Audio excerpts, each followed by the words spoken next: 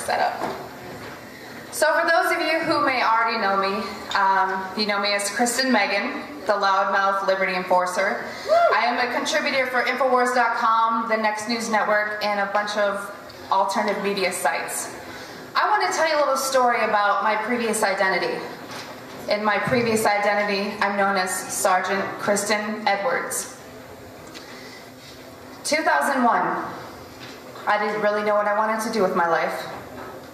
And in 2001, I figured, you know what, I had heard about a bunch of my friends going into the military, and it seemed like they could get their college funded and do great things defending this nation.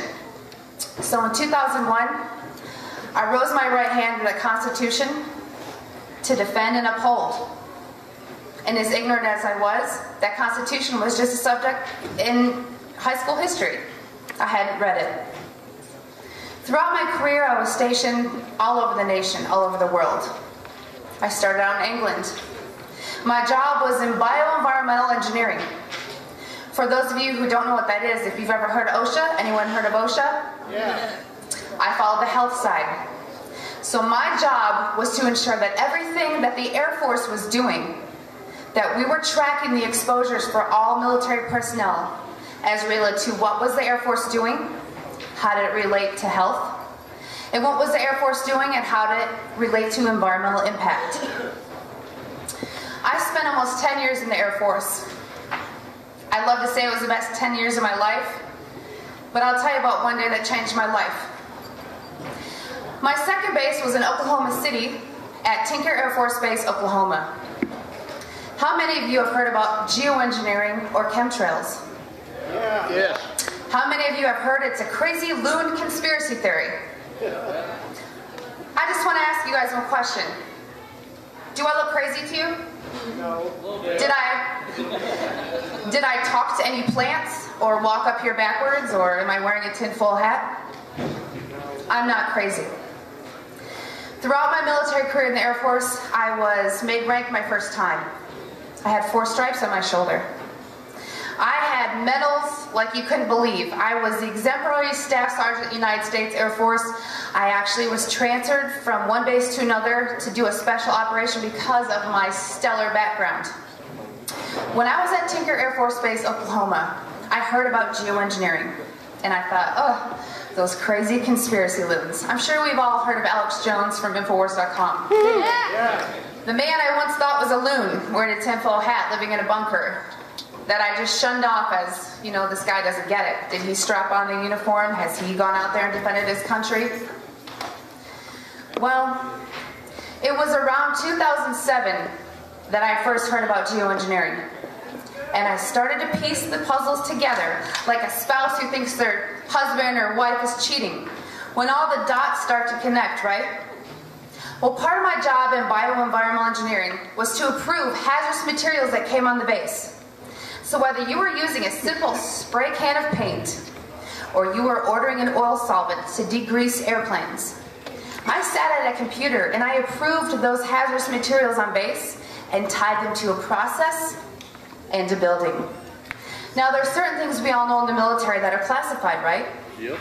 So even though I had a security clearance, it says a need-to-know basis. So when I started approving what is called an Air Force Form 3952, the approval of hazardous materials, and I started seeing barium, aluminum oxide, and strontium come on the base from a contractor whose name was not listed, which was not normal, I started to realize that those crazy tinfoil hat-wearing conspiracy theorists might not be so crazy. So in 2008, amongst myself, I lived about less than a mile behind the flight line at Tinker Air Force Base, Oklahoma, in Oklahoma City. And due to my background as an industrial hygienist and an environmental specialist, I conducted soil grid sampling and grade sampling. Those of you who may not be too privy to chemistry, you know that there's natural elements occurring in Earth. Aluminum is one of them. However, barium, radioactive, and strontium are not. So I conducted those samples and saw limits in my community that would make your head spin. And I started to realize those peers within my professional community that were trying to wake those of us in the military up were right. So right when I decided, I was on the fence, should I re-enlist? I was pregnant, just so you know, with my now 9-year-old daughter, Nuggie. You'll see her walking around. And I thought, wow, this is my livelihood. Do I question this? Or do I re-enlist and move forward? Amongst my ignorance, I moved forward, and I re-enlisted again. I raised my right hand to the Constitution, which I had not read all the way through.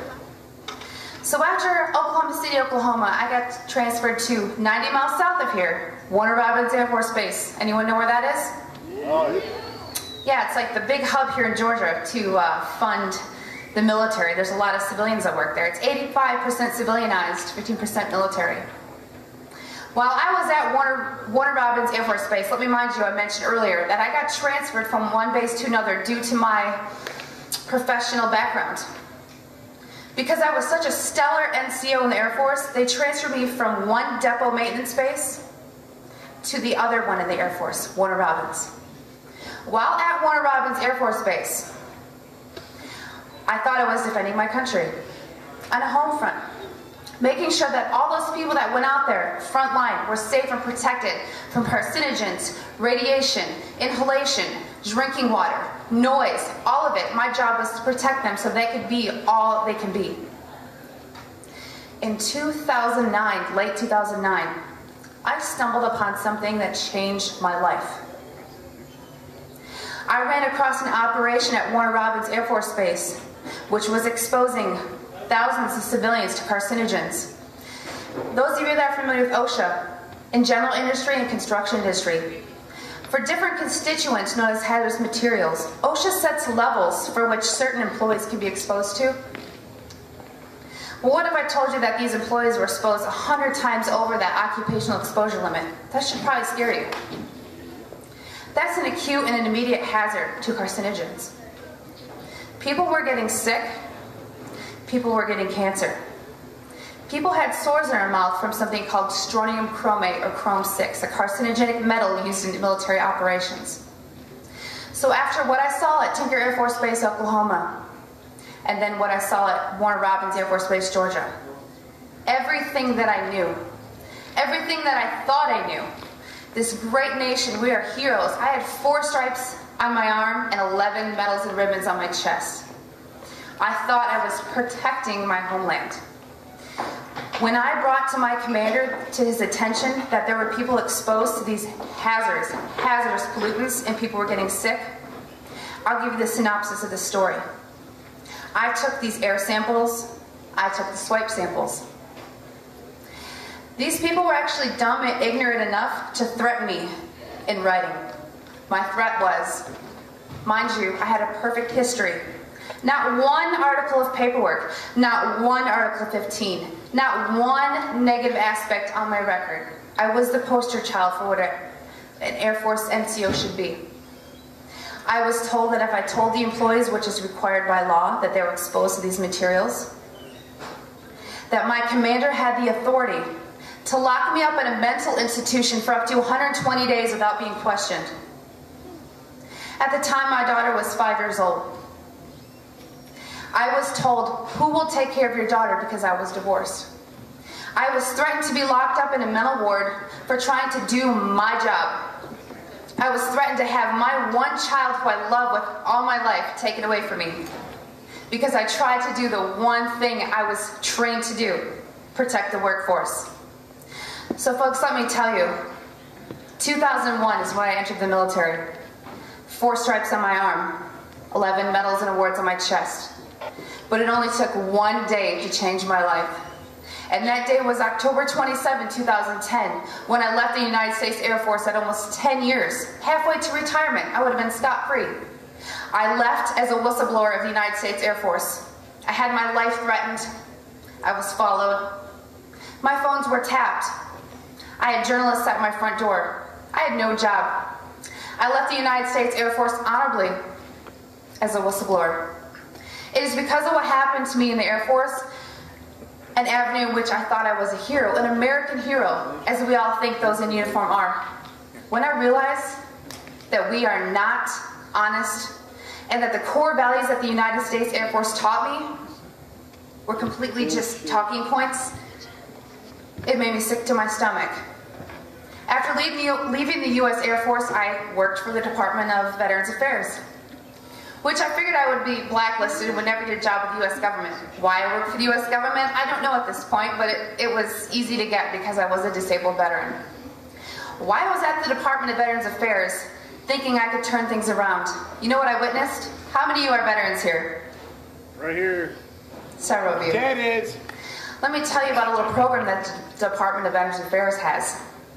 When you come in with PTSD, depression, anxiety, drinking problem, substance problem, they put you on psychotropic drugs. They put you on psychotropic drugs in which they get kickback for and profit for from Big Pharma. And then when you get addicted, they put you in a program called DDTC. It's called Drug Demand Treatment Center. So once they get you on these drugs that they profited from, they then put you in a program that they get government grants from to put you in rehab. So those of you who are veterans, I would really rethink your care at the veterans facilities. And I know in saying that as a former employee, puts a big bullseye on my forehead. But frankly, I don't care. Because let me tell you the difference between 2001 and 2013. I read my Constitution, front and back. I read the Declaration of Independence. I read it all. And I stand here admitting to you that I was an ignorant person in the United States military who thought they were a hero. But you know what? Ego, I can tell you, I consider myself a hero or an idol now. Because I put my career on the line as an industrial hygienist who now works in the private sector after leaving the VA. And as a contributor to Infowars.com, to the Next News Network, to different avenues which you can spread your message, I realized that instead of dwelling on all the negative that really changed my life, I am here to redeem myself. And I'd ask you that are veterans, or any of you that are civilian, what do you do in your careers? Do you work in the medical profession? Do you work in an airport? Where do you work? And what do you see? Because I guarantee you, if you step back and you connect those dots, you will see things that never made sense to you before. So as I fight the hatred and the disinformation trolls and those who try to ruin my reputation, for every negative thing I find about myself on the internet, excuse my French, but it pisses me off. And you know what? It makes me pull out some more documents that I took before I left the United States Air Force. And I save them, and I publish them, and I send them to my family members throughout the country. And I have friends tell me, be careful. You know what I tell them? Be careful what? I was in the United States military. They have my social security number and my address and my cell phone number. They can find me. So what I want to leave with you here today is to tell you, if you know someone who's in the military now, or you know a veteran, engage them. It's your due diligence. Whether or not you agree with, quote, conspiracy websites like Infowars.com or Prison Planet, or whether you believe in geoengineering or chemtrails, please believe me because I saw it firsthand, okay? This is not what I want to be known for. It's a huge target on my back. I ask you to ask those veterans in your family or those friends and ask them to rise up, as Robbie Wells says. Do your part. Defend your nation. Join Oath Keepers. Get in touch with all the alternative media outlets. Support the acts and musicians. You guys, it all matters. I have people tell me, why do you do what you do? There's nothing we can do about it. I know the TSA is unconstitutional, but what can we do about it? Well, let me tell you, I've done things about it, okay? I've shot documentaries. I've done TV shows. I have things in the works I can't even mention so that they don't get edited before they air. You can do something about it. So just remember these numbers. 2001, I thought I was doing good. 4 stripes on my arm, 11 medals on my chest. One day to change my life. What day will be yours? Because trust me, it will come. It will directly affect you, and you will remember this. So please, rise up, do your due diligence, do your own investigations, and support your military by educating them. Thank you.